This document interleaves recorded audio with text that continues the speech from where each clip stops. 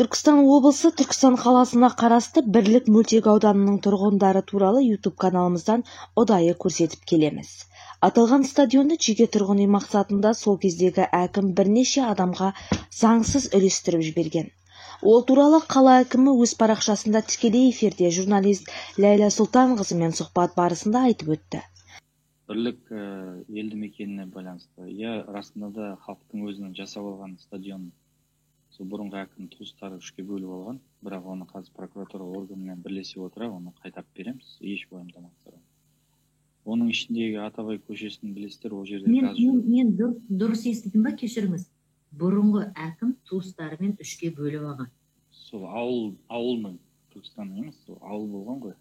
Ол не деген тырнақшаның ішінде мықты әкім туыстарымен бөліп алса, аты жөнін айтсаңызшы. Айтпай-ақ қояйық оны. Жақсы, сіз этика сақтап отырсыз, бірақ ол кісілердің жасағаны этикаға сәйкес келеді. Оны Бірлік ауылының тұрғындары өте жақсы біледі.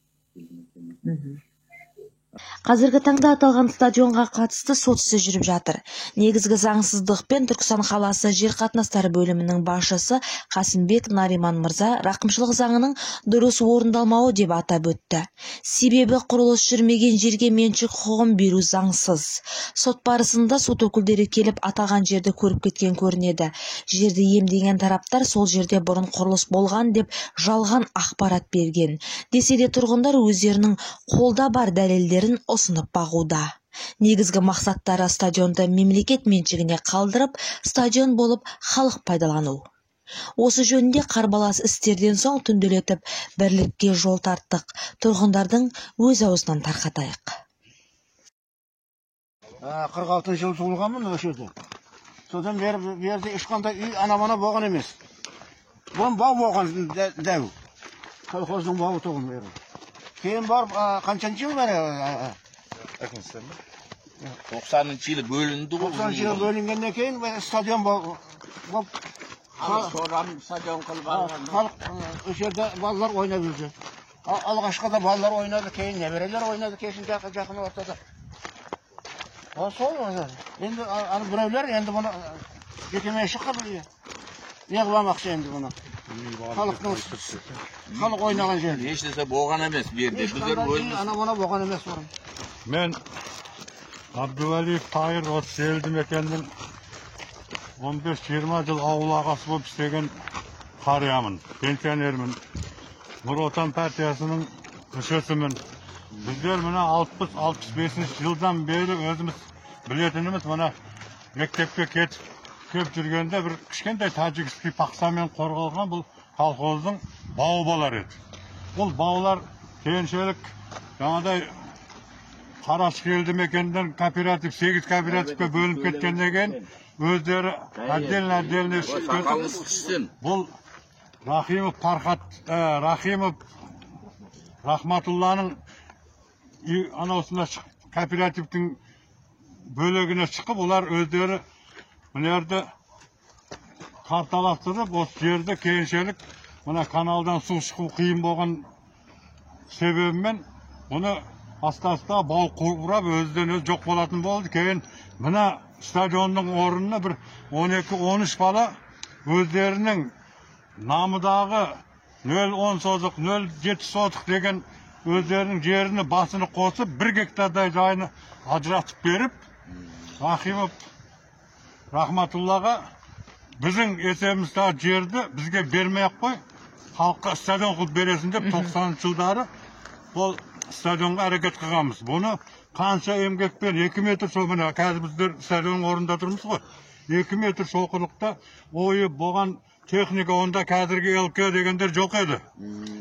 КамАЗдар жоқ еді. Соған бәрін халық өзінің жанынан мұна Ысқұлов Бақтияр деген жігітті өшерге басқып қойдықтағы сол қадағайлап, 3-4 айда мұна орнына ойып, стадионға тоғырладық. Кейін халық асармен стадион қылдық халыққа.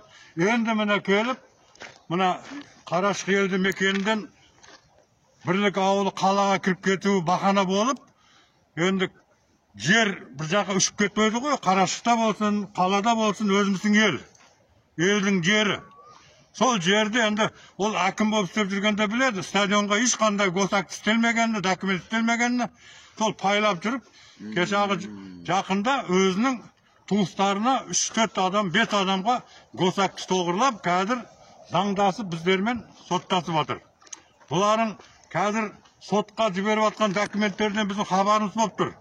Мына жерде дейді, мына 25-25-2-50 сотық жерде 4-5 ханалық үй болған, тех условиятыны бәріні жаратып, законный документпен сотқа жіберіп отыр.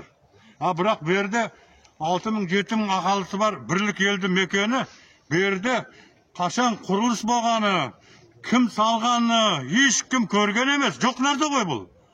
Халықты алдап, мына мекемелерді алдап, қазір ана бір адвокаттың көрсетмесімен тех условия бәріні госактыға тех условия, тех паспорттарын жаратып, сотқа беріп отыр. Подбельный бәрі. Әге керек болса біздер қала әкімі Рашид Аюповты, керек болса облыс әкімі Шүкеевті осы стадионға шақырып 5000-6000 халықты жинауға дайынбыз біздер. Бірақ мына карантин дәуірде біздер тәртіп сақлап бас жинамай отырмыз қазір. Бұл стадионда сіздердің көздеріңіз көрген не нәрселер болушы еді? Берді. Көзіміз көрген мәнерің бәрі бау еді. Мәне арқаңызда тұрған жерде бір құдық бар еді. 50-ші жыл ма, 55-ші жыл қазылған. Ондан бір баяғы ана зилік моторларды қойып су шығарып, осы бауының мұндай көгетіп отырған. Бұның ішінде қатар мевелі дарақт болған, жеміс дарақт болған, мұның ішінің бәрі. Гүллер болған. Сәл етегіде Сталиннің бауы болған, Сталиннің әйкелі тұрған еді. Біздің ауылдың центрі болған да бе? Ауылдың центрі болған.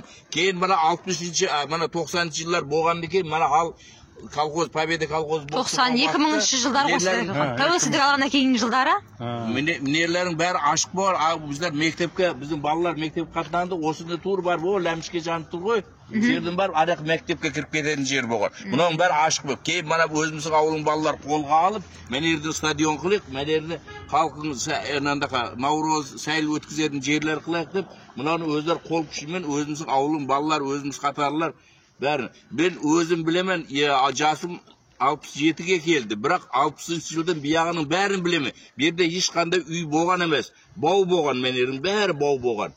Бауға су жеткізамаған, каналды су әкелеміз деп, мана жолың жағасынан арық тартқан. Каналды су шығару қиын болған, о уақытта мотордың ағызман сейді каналдың. Çünkü mana құдықларым көміліп кетті. Үнге бау қаңырап, бош қаған, бош ятқан берлер.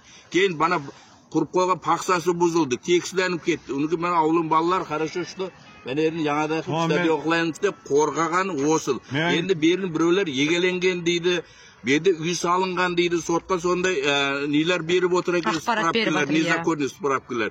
Бәрі біздер өлгеніміз жоқ. Мен жасым 67-де пенсионермін мен. Бірақ 60-шы жылдың бияқа точный білемін мен ерде. Ешқандай үй болған емес. Енді мен және бір қосатыным. Мына осы документтерді істеуде біздің қанша жүздеген, мыңдеген халқымыз кадастрларға кіріп, документке өшітке тұрып, жылдап, 2 жылдап, 3 жылдап документ істей алмайды. Бұларға қандақ істеп береді документті. Сол мына поддельный документ істеген мырзаларды кім чертежін шызды, тех картаны кім шызды, соларды прокуратура неге түбіден жақтап тексірмейді. Әгер тексірмейтін болса, біздер тексіретін құзырлы органға және жазамыз, оны ақырына дейін барамыз біздер. Тұрғындардың тағы бір назы прокуратура өкілдері тиісті мәліметтерді, дәлелдерді өздері зерттеп ізденбей тұрғындарға тапсырып қоя беретін көрінеді. Ауыл тұрғындарының әрі бірінен сұраса, стадионның ертеректе ағаш бауы болып, кейін су жетіспегендіктен стадион алаң болып кеткендігі туралы айтады. Сондай-ақ ол жерде бүгінге дейін Наурыз, жаңа жыл және тағы да басқа ауылдық іс-шаралар жүргендігін растап отыр. Ауылда той жиындар болғанда сол стадион бейнеге түсіп қалған. Сот материалдары прокуратура зерттесе шындыққа жетеді деп есептейді ауыл тұрғындары.